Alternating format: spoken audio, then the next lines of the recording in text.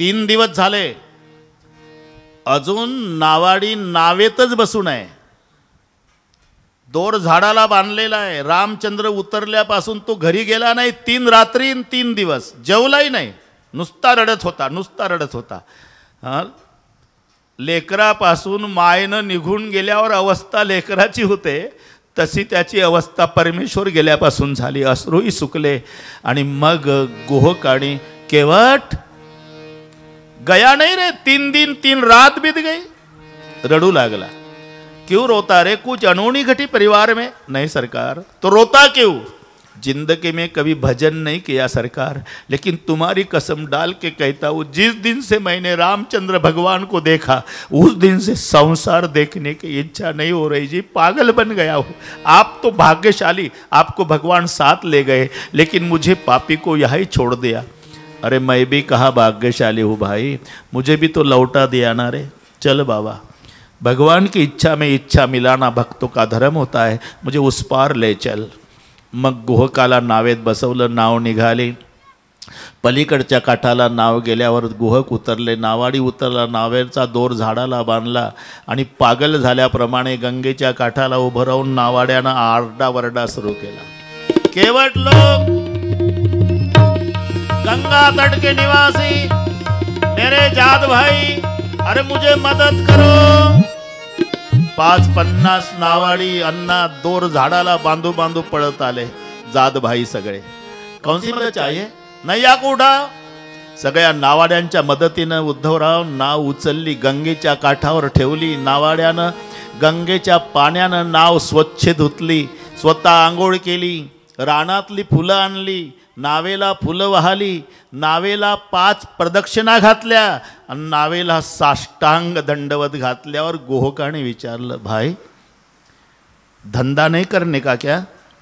नहीं मालिक. गुजरान कैसी करोगे रे, बाल बच्चे परिवार? भीख मांगूंगा. धंधा क्यों नहीं करने का? जिस नैया को भगवान के पाव लगे हैं वो मेरी माता है, मेरी देवता है. उस नैया को संसारी लोगों के पाव नहीं लगने देने के. मैंने कौन सा भजन किया मालिक? ये नैया है क्या? तो भगवत प्राप्ति का साधन है. ये फूटी टूटी नैया गरीब के पास नहीं होती तो दुनिया का बाप मुझे नहीं मिलता. मैं 14 साल पूजा करते रहूँगा और 14वें साल कोई बोलेगा कि प्रभु आया है, इस पवित्र नैया में बिठा करके मालिक को इस पार ले जाऊँगा, तब तक मैं पूजा करते रहूँगा. त्याच्या भक्तीला गुहकाने नमस्कार केला. गुहक म्हणजे त्या भागातल्या भिल्लांचा राजा बरे का अण्णा. त्याला नमस्कार करून गुहक गावात आला. आता एक एक प्रसंग पहा. शृंगवेरपूरला आला. पुढचं दृश्य पाहिलं आणि गुहक जाग्यावर उभा राहिला. काय दिसलं? सुमंत बाबाचा रथ याच्याच गावात आहे अजूनही. 6 दिवस झाले उद्धव बाबा.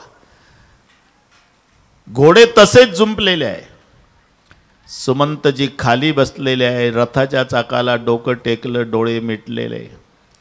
गुहकजी आले, खांदाला हात लावून हलवलं. सुमंतजी, सुमंत बाबा. सुमंतानं डोळे उघडले आणि गुहकाला पाहिलं. भक्त भगवंताच्या चरणाला मिठी मारतो तशी पायाला मिठी मारून अयोध्येचा प्रधान ढसा ढसा रडला. बाबा 6 दिन हुए गए नहीं आप अयोध्या. तू अकेला नहीं, तुम्हारे पूरे बस्ती वाले शाम सुबह दोपहर मुझे यही सवाल पूछ रहे कि अयोध्या क्यों नहीं गए, अयोध्या क्यों नहीं गए. आज मेरा सवाल है, आप भिल्ल लोगों ने अयोध्या देखी क्या रे? नाही बाबा. अरे मग माझा जन्म अयोध्येत झाला.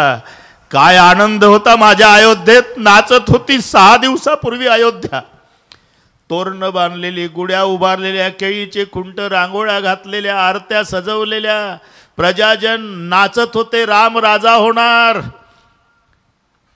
अरे काय तोंड दाखवू अयोध्येला.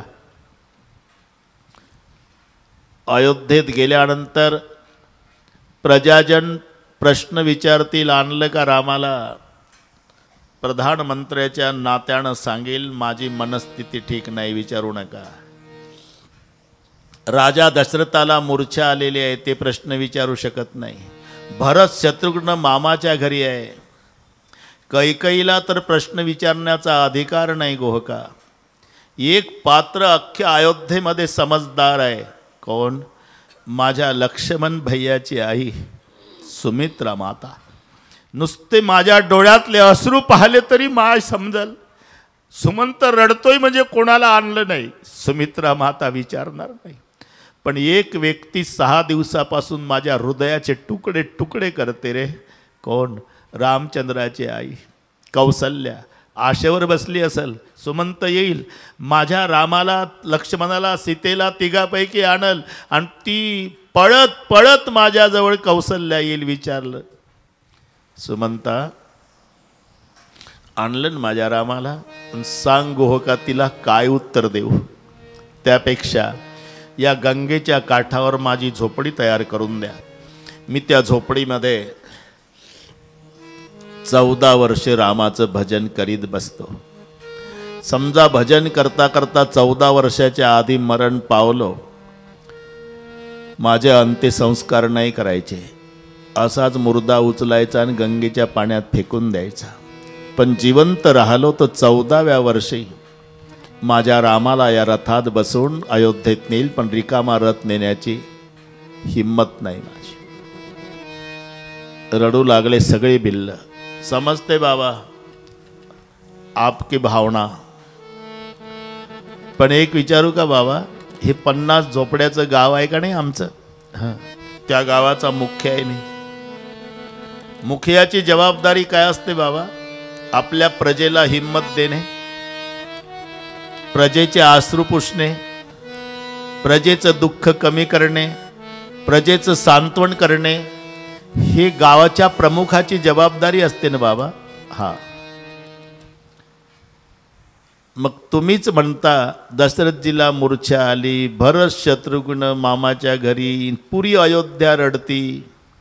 या वेळेला तुमच्याशिवाय अयोध्येला सांभाळणारा मुखिया कोण आहे बाबा? बाबा रडत बसू नका, प्रमुखाची जबाबदारी सांभाळा. खूप विनंती केली. मग गुहकजीला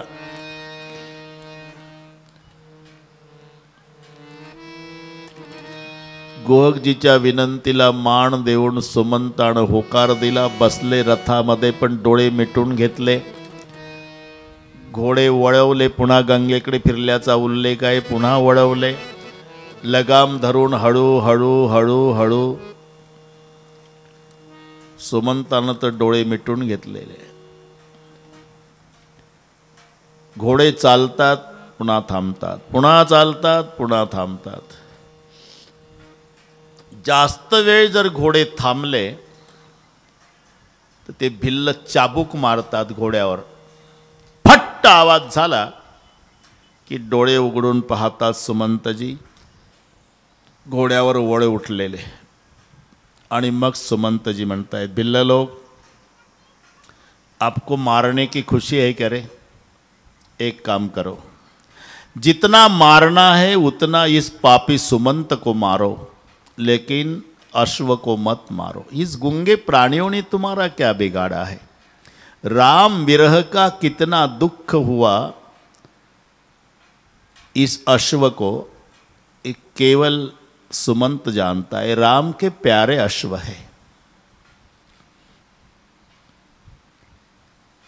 हळू हळू हळू रथ अयोध्येपर्यंत पोहोचला. पण प्रसंग दिवसाचा. सुमंतजीने विचार केला, दिवसा प्रवेश केला तर प्रत्येकजण मला प्रश्न विचारल, आणलं का रामाला, आणलं का सीतेला, आणलं का लक्ष्मणाला. मी कोणाला काय उत्तर देऊ? त्यापेक्षा मध्यरात्र होऊ देतो, सगळ्यांना झोपू देतो. म्हणून मध्यरात्र होऊ दिली. अयोध्या झोपी गेली असावी असं अनुमान केलं आणि मध्यरात्री सुमंताचा रथ अयोध्येत प्रवेश करता झाला. 6वी रात्र आहे. कोणी जेवलं नव्हतं बाप्पा आणि कोणी झोपलंही नव्हतं. आशेवर जगत होती सुमंत बाबा कोणाला तरी वापस आणणार. रथाच्या चाकाचा खडखडाट ऐकला, प्रजा सावध झाली. सुमंताने डोळे उघडले. सभोवताल पाहिलं तर सुमंताचा सुमंतावर विश्वास बसेना. मी अयोध्येत आलो का मशानभूमीत? कारण 6 दिवसापूर्वीची अयोध्या डोळ्यापुढे आली. केळीचे खुंट उभे केलेले, तोरणं बांधलेली, गुढ्या उभारलेल्या, ठेवणीतले कपडे काढून, हातात आरत्या सजवलेल्या, रांगोळ्या दारामध्ये, सगळे प्रसन्न वदन. आज तोरणं तुटलेली, गुढ्या उतरलेल्या, केळीचे खुंट आडवे पडलेले, पाय घासून घासून दरवाजातल्या रांगोळ्या मिटलेल्या, हातातल्या आरत्या विझलेल्या, 6 दिवसात आंघोळ नाही, मलिन कपडे, उतरलेले चेहरे. पहिलं लक्ष सुमंतजीचं अयोध्येतल्या जनावरांच्याकडे गेलं.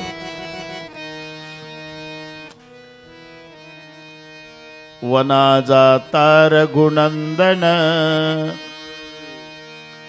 गायीचे गळती लोचन, अश्व गज करती रुदन, दुःखे पाषाण उलताती. घोडे रडत होते, अयोध्येतले हत्ती रडत होते, गायी रडत होत्या. ही जनावराची अवस्था. माणसांच्याकडे पाहलं, डोहीच्या टता जीवन, जेवी तळमळती मिन, तेवी अयोध्येचे जन रामा विन तळमळती. डोहातलं पाणी आटल्यावर मासे तडफडतात, तसे अयोध्येचे प्रजाजन तळमळत होते. एवढ्यात मध्यरात्रीची घटना आहे. आताच राम वनवासात गेला अशा आविर्भावात 6व्या रात्री सुद्धा माय कौसल्या रडत होती. अरे माझ्या श्रीरामा, मनमोहना मेघ श्यामा, विवळ सांडुनिया आम्हा वना दुर्गमा केवी जासी. बाळ माझा केविल वाणी, कुठे पिशील बाळा पाणी, कसा कोपला कैवल्य दाणी, परतून ये रे श्रीरामा. अरे माझ्या रघुनंदना, नको जाऊ बाळा वना, मजाला प्रेम पाना, कोणा पाजुराघवा. सुमंतजी इतके रडू लागले की आता या माऊलीचं मी कोण्या शब्दात सांत्वन करू. नेहमीच्या सवयीनं घोडे रथ ओढतात. महाला पुढे रथ आला, प्रचंड गर्दी, मध्यरात्रीची घटना आहे. सभोवताल पाहलं, सुमंतजी रागावले प्रजाजनावर. पाहता काय माझ्याकडे, या पाप्याला घेऊन चला मालकाजवळ. सेवक आले, उतरवलं, सुमंतजीला आत घेतलं. रडणाऱ्या कौसल्या माईजवळ बसलेल्या सुमित्रा देवीचं लक्ष गेलं. बहन अपना सुमन बाबा आया. ताडकन उठली माय. सुमंतानं खाली मान घातलेली आहे. त्याच्या सामोरूनच कौसल्यामाई. विचारलं सुद्धा नाही, आणलं का रामाला. बाळाच्या भेटीसाठी उतावी झालेली माय. आणि बाहेर आली, प्रचंड गर्दी होती. त्या गर्दीचं लक्ष गेलं, आईसाहेब आल्या म्हणून. समोरची सगळी माणसं बाजूला झाली. 25 फुटाहून रथाच्या घोड्याने आई बघितली. आणि आईनं घोड्याकडे पाहिलं तर अण्णा जुंपलेले घोडे जोडीनं अशा माना हलवायचे कौसल्येकडे पाहून. म्हणजे इशारा कशाचा. अंदर जाओ माँ,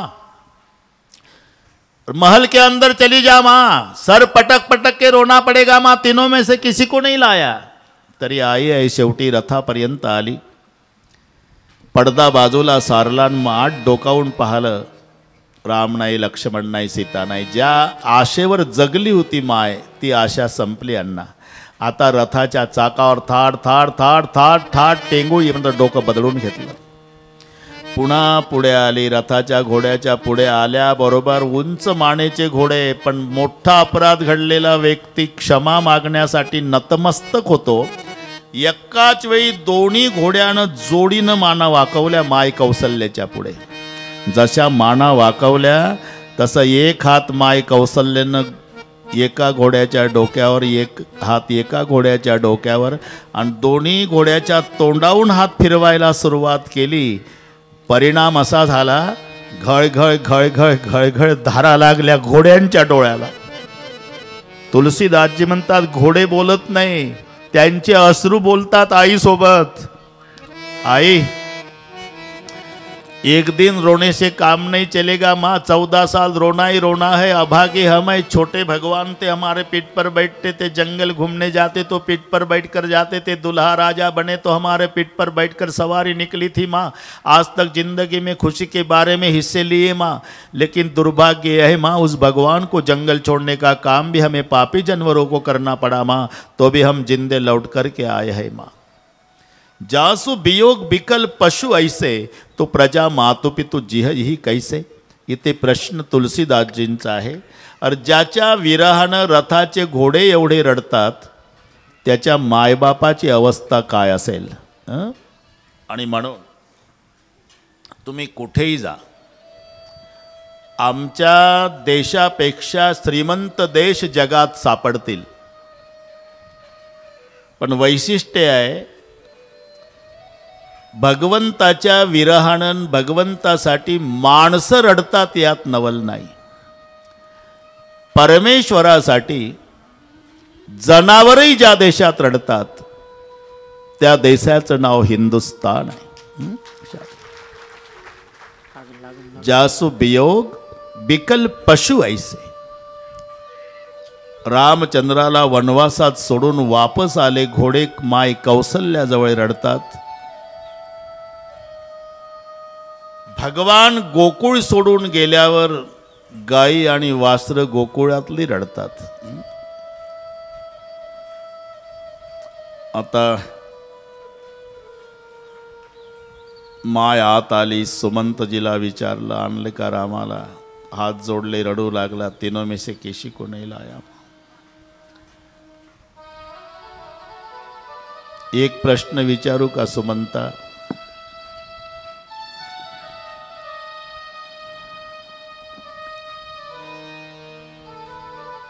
6 दिवसापूर्वी माझ्या रामाला वसिष्ठजींनी सांगितलं होतं, रामा तुझा राज्याभिषेक आहे उद्या, आज जेवण करायचं नाही, झोपायचं नाही, दर्भाच्या आसनावर बसून राहा। आदल्या दिवशीच माझा राम उपवासी होता, दर्भाच्या आसनावर बसून होता, राज्याभिषेक नाही झाला माझ्या लेकाचा, तसाच वनवासात गेला उपवासी, कालपासूनचा उपवासी होता। आणि तू माझ्या रामासोबत होता, मी त्याची माय म्हणून विचारते, काही खाल्लं माझ्या राजाने? लक्षात घ्या, तुम्ही किती मोठा व्हा, किती मोठा व्हा, पण ही चौकशी करणारा विभीषणजी तुम्हाला अनुभव आले आता है ना, तो आनंद बस। कौन सी है वो चीज जो यहाँ नहीं मिलती, सब कुछ मिल जाता है लेकिन माँ नहीं। सर्व मिळे परंतु पुन्हा न मिळे आई।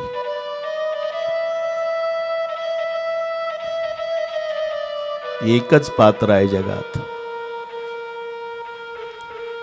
लेकुराचे हित वाहे माऊलीचे चित्त। अरे एखाद्या वेळेला चांगले पदार्थ झाले बाप्पा तर लेकरं तुटून पडतात, सगळेचे सगळे पदार्थ अन्न संपून टाकतात मुलं, आईसाठी काही राहत नाही। तरी तांब्याभर पाणी पिऊन समाधानानं किचन मध्ये बसलेली असते माय। मग मोठा मुलगा जातो, त्याच्या लक्षात येतं भांड्यात काहीच नाही, आई सगळे आम्हीच खाल्लं ग, तू उपवासी आहे? नाही बेटा, मग भांड्यात तर काही नाही, भांड्यात काही नाही पण मी उपवासी नाही। मग तुम्ही जेव्हा पोटभर जेवला ना बेटा, तेव्हाच माझं पोट भरलं, याला माय म्हणतात, लक्षात घ्या। सर्व मिळालं हे नाही। आपल्या भारताचे पंतप्रधान नरेंद्र मोदी साहेब, ज्यांना आई आहे अण्णा, ते गुजरातमध्ये आईच्या भेटीला जातात, आपण ते एकदा टीव्हीला बघितलं। माय लेकर असे बसले एका बाकड्यावर चिकटून, पंतप्रधान भारताचा आणि त्यांची आई। पाणी दिलं म्हातारीनं फुलपात्रभर, शेवटचा घोट घाईनं घेतल्यामुळे मोदी साहेबाच्या गालावर ओघळ उतरले पाण्याचे। हो अण्णा, क्षणाचा विलंब नाही केला म्हातारीनं, लगेच साडीच्या पदरानं मोदी साहेबाचं तोंड पुसून दिलं. त्यांना तोंड नाही पुसतायत का बाप्पा? मी का सांगतोय हे? भारताला पंतप्रधान आहे पण मायला लेकरूच आहे हे प्रत्येकाने लक्षात ठेवा. तुम्ही कितीही मोठा, पण आईच्या दृष्टीनं तुम्ही तिचं बाळ आहे, म्हणून सबसे बडी है माँ. आज कौसल्या माई सुमंतजी जवळ रडू लागली. सफर कैसी हुई, श्रृंगवेरपुर तक रथता माँ, बाद में नैया थी, बाद में तीनों पैदल गए. रघुनंदन पायी गेला, रथ कारे तू आणिला. आकाशाकडे पाहिलं रात्री 12ला, सूर्यवंशी दिनकरा, तापू नको रे भास्करा, सूर्यवंशी नारायणा, माझा राघव येतो वना. मग जमिनीकडे पाहिलं, अवधरणी माय बहिणी, सांभाळावा कोदंड पाणी. आता पुढे सुमंतजी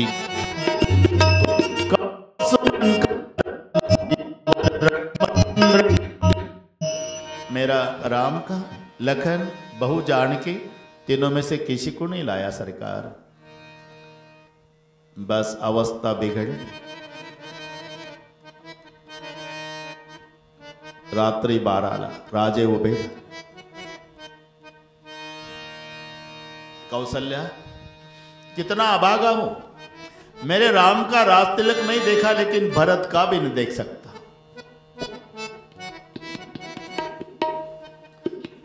मेरा राम आएगा तो राज धूम धड़ाके से राज तिलक करना दे.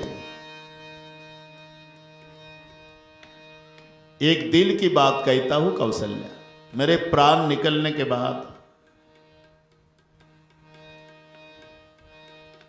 कैकई को मेरे प्रेत को स्पर्श नहीं करने देना. अगर कैकई ने प्रेत को स्पर्श किया तो मुझे सदगति नहीं मिलेगी. उस पापिने ने मेरा श्री राम जंगल भेज दिया. सरांना नमस्कार.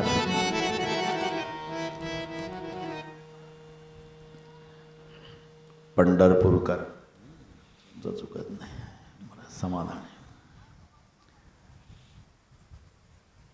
जे राठोड बाबा हे दररोज येतात, इथे बसले आता येऊ. मोतीराम बाबा राठोड आमच्या वेळेस संस्थेत खूप पारमार्थिक कार्य केलं त्या महात्म्याने. त्यांच्या समाजाचे कितीतरी लोक राठोड बुवांनी निर्वेशनी करून वारीला लावले. इथे त्यांच्यासाठी जागा घेऊन निवासही केला.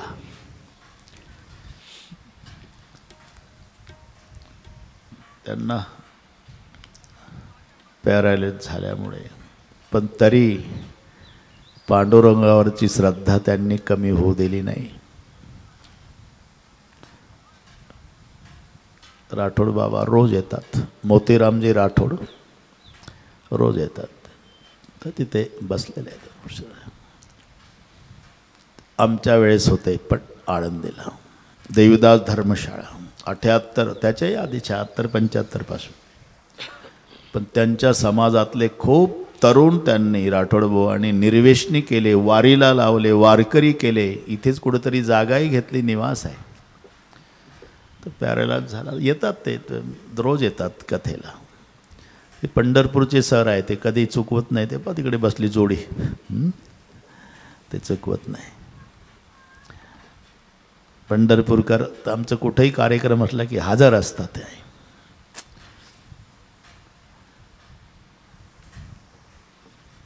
ते नगरसेवकही भेटले होते, म्हणले पहिल्या दिवशी चालू उद्घाटन करून. कांबळेही भेटले.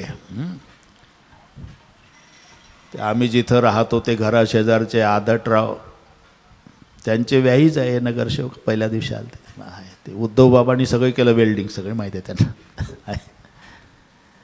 मला सांगितलं कांबळेंनी, माझा सत्कार केला उद्धव महाराजांनी पहिल्या दिवशी. ते सांगत होते सगळे, आहे चांगलं आहे. 6 वेळा रामाचं नाव घेऊन दशरथजी गतप्राण झाले. सब रोवही राणी, रडारड सुरू झाली. घर घर रुदन करे पुरबासी, हे विशेष आहे. राण्या रडतात हे नवल नाही, घर घर रुदन करे पुरबासी. अख्खी अयोध्या घराघरातल्या लेकरासह रडत होती राजा दशरथासाठी. याला मरण म्हणतात. यही विधी बिलपत रैनी बियाणी. रात्र रडण्यात संपली आणि सकाळी ना सर लंगोट्यावाले ऋषी मुनी साधू संत दशरथजीच्या कलेवराला दंडवत घालू घालू रडू लागले. महाराज, साधु संत के रखवारे थे, बहुत दिन तक जरूरत थी, इस राष्ट्र को आपकी जल्दी छोड़कर चले गए महाराज. अरे मरण श्रेष्ठ कशाला म्हणतात सर? घरातलं कोणी मेलं की घर रडतं महाराज. गावातलं कोणी मेलं तर गाव रडतं. जास्त मोठा मेला तालुका रडतो, अजून मोठा मेला जिल्हा रडतो. बाप्पा खूप मोठा मेला महाराष्ट्र रडतो, अजून मोठा मेला देश रडतो. पण मरण त्याला म्हणतात. मायबाप मेले तरी न रडणारे लंगोट्यावाले साधू ज्याच्यासाठी ढसाढसा रडतात त्याचं नाव मरण आहे. संन्यासी माय मेलीन बाप मेला तरी रडत नाही. पण आज राजा सभी को जाना है देवी, आएगा सो जाएगा राजा रंक फकीर. यातून एवढं लक्षात ठेवा, मरणाच्या बाबतीत वशिलेबाजी चालत नाही. मामा श्रीकृष्ण होता अण्णा, बाप अर्जुन होता. त्या कृष्णाचा भाचा अभिमन्यू मेला. मग जिथं कृष्णाचा भाचा मेला अभिमन्यू, तर आमचा मामा माजी ग्रामपंचायत सदस्य, काही छाती काढण्यात अर्थ आहे का लेका? जगन माता सीता ज्याची सून आहे, देवाचा राजा इंद्र ज्याचा मित्र आहे, ब्रह्मांडाचा धनी श्रीराम ज्याचा पुत्र आहे, त्याही राजा दशरथाला मरावं लागलं. आता वारसदाराशिवाय प्रेताची विल्हेवाट लावता येत नाही. कोरोनानं हे नाही ऐकून घेतलं सर, वारसदार असो का नसो.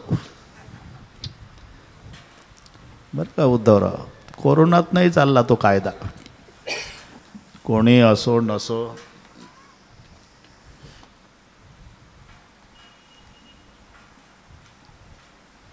वसिष्ठांनी सांगितलं, जेवढ्या लवकर आणता येईल तेवढ्या लवकर भरत शत्रुघ्नाला बोलून घ्या. सेवक निघाले. माय कौशल्यानं बोलून घेतलं, इकडे या रे, कुठं चालला तुम्ही? गुरुदेवाचा आदेश आहे आईसाहेब की भरत शत्रुघ्नाला लवकरात लवकर आणा अंत्यसंस्कारासाठी. ठीक आहे, पण माझी शपथ आहे तुम्हाला, माझ्या भरताला इथं येईपर्यंत राम वनवासात गेला हे कळू देऊ नका, नाही तर माझा भरत जिवंत येणार नाही. सावत्र मायचा केवढा विश्वास, हे बंधुप्रेम पहा. आता तेव्हा काय मोबाईल होता का सर? ज्या रात्री 12ला राजा दशरथ मेला, त्याच रात्री 12ला मामाच्या घरी भरत रडत बसला होता. हे कोणता संपर्क? लँडलाईन आहे का? आणि रडण्याचं कारण विचारलं युधाजित राजे मामा भरताचे. रात्री भाचा रडतोय, भांजे रो रहे, तबीयत बिगड़ गई क्या? नहीं मामा, मग बहुत बुरे सपने देखे. ज्या रात्री बाप मेला त्या रात्री स्वप्न भरताला मामाच्या घरी. सपने तो आते रहते भांजे. नाही मामा, हे स्वप्नशास्त्र आम्ही गुरु वसिष्ठजीकडे शिकलो. त्यांनी सांगितलं, बाळांनो, ज्या रात्री असं स्वप्न पडतं, काळ्या वर्णाची स्त्री, काळेच वस्त्र परिधान केलेली आहे, सर्वांगाला तेल लावत आहे, केस मोकळे सोडलेले आहे आणि आपल्याकडे पाहून विचित्र पद्धतीनं हसत आहे, समजायचं आपल्या घरातल्या पुरुषापैकी एखादं कायमचं गेलं अथवा कोणी दूर गेलं. पहा स्वप्नशास्त्र. दूर गेलं म्हणजे राम लक्ष्मण सीता, कायमचं गेलं म्हणजे राजा. हे मोबाईल नाही, रात्री 12 स्वप्न पाहून भरतची सांगतो मामाला. असं काही घडू नये म्हणून शिवाचं पूजन, अतिथीला दान धर्म, ब्राह्मणाला दान दक्षिणा सुरू केल्या होत्या. सकाळी हे सेवक आले, नमस्कार केला. कहा के हो? अयोध्या के. अयोध्या में सब कुछ ठीक है, सब कुछ ठीक है म्हणता म्हणता रडले ते. अरे का रडताय रे? बरेच दिवस झाले तुमची भेट नाही, आज भेट झाल्याबद्दल रडू येतं, आनंदाचे अश्रू आहे. अरे का खोटं बोलताय? हेही शास्त्र शिकलो आम्ही गुरु महाराजाकडे. माणसं 2 वेळा रडतात, आनंदाने रडतात, दुःखाने रडतात. पण दुःखाचे अश्रू गरम असतात, आनंदाचे अश्रू थंड असतात. एक फरक. दुसरं, आनंदाचे अश्रू बाहेरच्या बाजूने येतात, दुःखाचे अश्रू आतल्या बाजूने येतात. बाप्पा, माणूस जेव्हा दुःखानं रडतो ते अश्रू असे आतून येत असतात. पण अति आनंदानं रडला की ते असे बाहेरून येतात. भरतजी म्हणाले, अरे हेही गुरुजीनं शिकवलं शास्त्र आम्हाला. लेका तुमचे अश्रू आतल्या बाजूचे सांगता आनंदाचे. काय झालं? सेवक तो सेवा करता है महाराज, जितना जल्दी हो सके उतना जल्दी भरत रिप्रसन्न कर ले आओ, गुरुदेव का आदेश आहे. आणि मग ते घोड्यावरती स्वार झाले. भरत शत्रुघ्न पुढे, त्यांचे घोडे असं करता करता अयोध्येत आले. तोपर्यंत काही कळू दिलं नाही. पण अयोध्या उदास दिसली, भरताला शंका आली. आणि महाद्वारात दोघंही भाऊ आल्यावर शंका बळावली. शत्रुघ्ना, अरे काय रे, आज कोणी कोणाशी बोलत नाही, सगळे गप्प बसून आहे. बरं, हेच महाद्वार आहे ना रे? आपण मामाच्या घरून आलो म्हणजे आपले वडील इथे उभे राहायचे, आपण दोघंही भाऊ पाया पडायचो तेव्हा बाबा कवटाळून घ्यायचे, आणि मग राम लक्ष्मण आपल्या गळ्याला बिलगायचे. तिघही दरवाजात असायचे. रे आज काय रे, तिघही दिसत नाही. इथून शंका सुरू झाली. शत्रुघ्न म्हण, आता तिघही दिसेल कसे? दोघं वनवासात गेले आणि एक मेलं, कसं दिसेल? शंका आली. पण शत्रुघ्न म्हणला, दादा तिघाचंही प्रेम कैकेयी मातेवर आहे. आपण असं करू ना, कैकेयी मातेच्या महाली जाऊ, तिघही भेटतील. म्हणून निर्णय गेटवरून बदलला. सरळ महाल गाठला कैकेयीचा. आणि कैकेयी आरती घेऊनच आली. कुंकुम तिलकनं आरती ओवाळली. विचारलं बसायला दिल्यावर, माझ्या माहेरचे सगळे ठीक आहे, खुश आहे? नय्यर पुछत कुशल हमारे. तुम्ही लक्षात घ्या, पतीचं प्रेत वाड्यात पडू नये. 2 पोरण सून वनवासात गेली, विचारते माहेरचं. हां, सगळे ठीक आहेत, तुझी फार आठवण करतात ग आई. पण एकाएकी भरताला आठवण आली. ताडकन उठून उभं राहून भरतानं कैकेयीला पहिला प्रश्न, कहा कहूँ तात कहा सबता,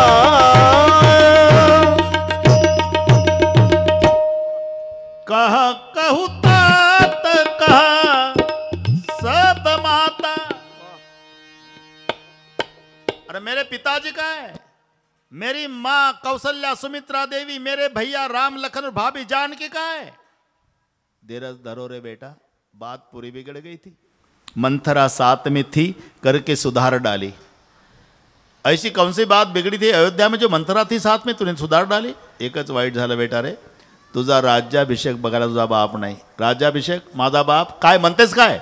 मग सगळे सांगितलं. पूर्वीचे 2 वर एका वराने राज्य मागितले, तुला एका वराने वनवास. रामाला 14 वर्षाचा तो वनवासात गेला, त्याची पत्नी सीता गेली, भाऊ लक्ष्मण गेला, त्याच्या वियोगानं बाप मेला. आता भरताचा क्रोध अनावर झाला. बोल, तू मागच्या जन्मातली कोण आहे? जब ते कुमत कुमत जे ठयऊ, खंड खंड भई हृदय न गयऊ. बरं मागत मन बही नाही पीरा, गरेन जेव पडेव न किडा. तुझ्या तोंडात किडे नाही पडले का? जीभ नाही तुटली? मनाला पीडा झाली नाही? पापिनी, तू माझी माय नाही, मी तुझा पुत्र नाही. संबंध तोडला. संबंध तोडला भरतानं आईसोबत. त्याच वेळेला नटून थटून काही बक्षीस मिळेल या अपेक्षेनं मंथरा तुही अवसर गुबरीत आई बसन विभूषण मुख रुधिर प्रचार, दलत दसन मुख रुधिर प्रचार, दलत दसन मुख रुधिर प्रचार. त्याही अवसर कुबरीत आई बसन विभूषण विविध बनाई. नटून थटून त्याच वेळेला मंथरा आली बक्षीस मिळेल म्हणून. धावला शत्रुघ्न, एक लात कंबरड्यात घातली मंथरेच्या, एका लातत 3 ठिकाणी फ्रॅक्चर. कमरड तुटलं, मस्तक फुटलं, दात पडले. अरे का मारता मला, अरे का मारता रे, माझ्यामुळे तर राज्य मिळतं रे तुम्हाला, हे आगीत रॉकेल. मग तर लगे घसीटनं धरी धरी झोटी, केस धरू धरू ओढू लागला, मारू. पण भरत दया वृत्तीचा संत आहे, धावले आणि सोडवलं. जाने दो, चल उस गंगा में पाप धो डालेंगे. माँ कौसल्या के पास भरतजी येतात. खूप रडतंय तिथं. दशरथजीच्या कलेवराजवळ रडणं सुरू झालं. माय कौसल्यजवळ रडतात. वसिष्ठ आले, समजूत काढण्याचा प्रयत्न केला. हानी लाभ यश अपयश जीवन मरण छे बाते विधी के हात आहे भरत. आणि मग प्रेत यात्रेची तयारी. चंदनाची चिता स्वर्गाला जाण्याची शिडी असावी अशी शरयूच्या काठावर रचण्यात, त्यावर दशरथजीचं कलेवर ठेवण्यात आलं. शोकसभेत पहिलं भाषण वसिष्ठजीचंही झालं. नंतर अग्निप्रदान. पित्याच्या मृत्यूनंतर पुत्राला ज्या विधी करायच्या असतात त्या अनेक प्रकारे भरत शत्रुघ्नाकडून करवून घेतल्या. असे काही दिवस गेले. आता फार दिवस बिना राजाचं सिंहासन ठेवता येत नाही उद्धव बाबा. म्हणून मीटिंग बोलवली. 21 लोक आहे मीटिंगला. कडेकोट बंदोबस्त आहे. 2 मंडळ, 3 राण्या, 2 राजकुमार. मंडळे 8-8 सदस्याचे होते. आता जम्बो आहे मोठे 8. नियामक मंडळ ते 8 सदस्य आहे. कश्यप, कात्यायन, गौतम, मार्कंडेय, वसिष्ठ, वामदेव, सुयज्ञ, जाबाली. हे नियामक मंडळाचे 8 सदस्य. कार्यकारी मंडळाचे 8 आहे. दृष्टी, जयंत, विजय, सुराष्ट्र, राष्ट्रवर्धन, धर्मपाल, अकोप आणि सुमंत. हे 8 ते 8 16. 3 राण्या कौसल्या, सुमित्रा, कैकेयी 19 झाले. आणि 2 राजपुत्र आहे, भरत आणि शत्रुघ्न. बस 21 VIP आहे मीटिंगला. आता डोळ्यापुढे मीटिंग आली तुमच्या. कडेकोट बंदोबस्त आहे.